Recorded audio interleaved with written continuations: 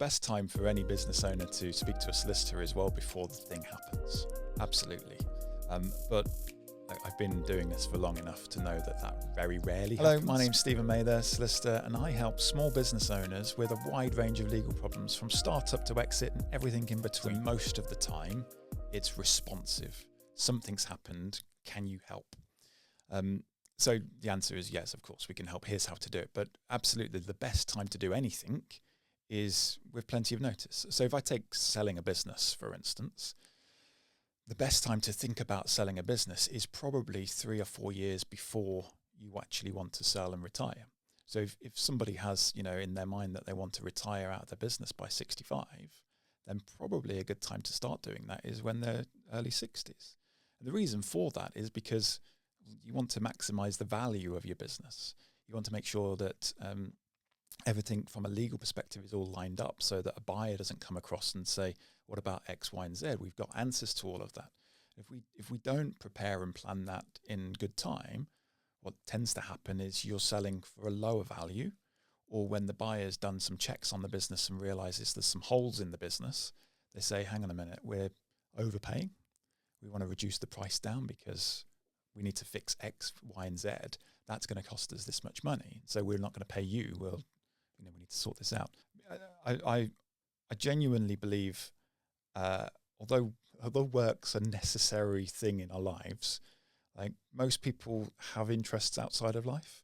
And generally speaking, those people that are retiring, selling their business because they're retiring, are doing it because they've got to the point where they deserve it. I think the best stories are, what are you going to do? What's the plan on retirement? So I had one guy, he's spent £100,000 or whatever it is on a big Winnebago, and he's going to tour around Europe. Like, he sold his business for £5 million. Some people would go, £5 million, like that's going to be living the high life. He's like, no, I'm just going to travel around Europe. Okay, and in quite a nice, luxury Winnebago type thing. But it's just interesting. Other people will be like, well, I've got grandkids now. They've just started school, and the parents can't do the school run, so I'm going to do the school run for them. And how good is that? I think when I'm selling businesses, what I've realized is that my favorite type of client, so there'll be a really experienced business owner. Usually they've been running their business for 20 or 30 years. They know their industry back to front. They're acumen, they're smart business people, but they've never sold a business before. And selling a business, sadly, as with most things in law, there's lots of jargon involved. And so they're starting to pick up some of this jargon, but they don't really understand what some of the terminology the accountant might have said, some tax advice over here, the buyer might have said something else. And actually me being able to help that person, as an individual, walk them through the process of selling the business, taking away the stress of it all, helping them through that process in a nice, smooth, stress-free manner, and then getting them that end result of, it might be buying a Ferrari. It's unlikely for my clients, but it might be buying a nice car, or it might be going on holidays, it might be traveling, might be spending time with the grandkids, or whatever it might be, to get to that point for them. And if I help them along that way, yeah, that's why I really like helping people sell their businesses. So I have two questions that I always ask when somebody's selling. One's why, right? Why are we selling? That leads on to that conversation about what they're looking for in retirement. But sometimes it can be well, actually I've got ill health, I can't carry on the business, or it sometimes might be the business isn't doing so well, so we want to get rid of it. So why is a really important question to me. And then if they've already found a buyer, my question is, who's the buyer? What do we know about the buyer? Because I've seen lots of in my time, lots of people that are looking to buy businesses that perhaps shouldn't be running a business, or they've not really done it before. They have there's no track record. As example, I had one the other month, where these people were looking to buy a business. My clients are selling for £5 million, so a decent amount of money, and I can't find any information about these buyers. The company's just been set up like a couple of weeks ago. So I'm like, what checks have you done on the buyer? And nothing, but they're saying all the right words. Yeah, well, that's a different thing. Where's the money coming from? And as it turned out, the deal aborted really quickly, because it turned out that these buyers had no money.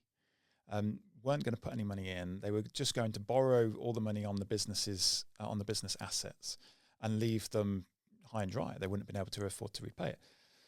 And that isn't, for most business sellers, there's a legacy to they've built up this business. They want to pass on a legacy to somebody that's going to look after the company, not just run it to rack and ruin. So asking about the buyer for me is a really important question as well. So if someone's looking to sell a business, the ideal time to start thinking about it at least is 2 or 3 or 4 years before they're looking to actually exit and retire out. The reason for that is because it's important to make sure that the structure of the company or companies is set up properly.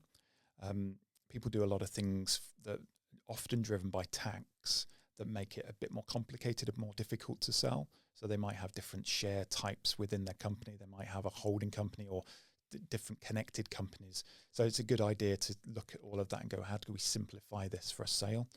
It's also important to make sure that the figures are good. Now, I don't get involved in that, but an accountant, a tax advisor is going to be able to sit down with you and say, okay, well, this is how a buyer is going to look at this in terms of giving you a purchase price.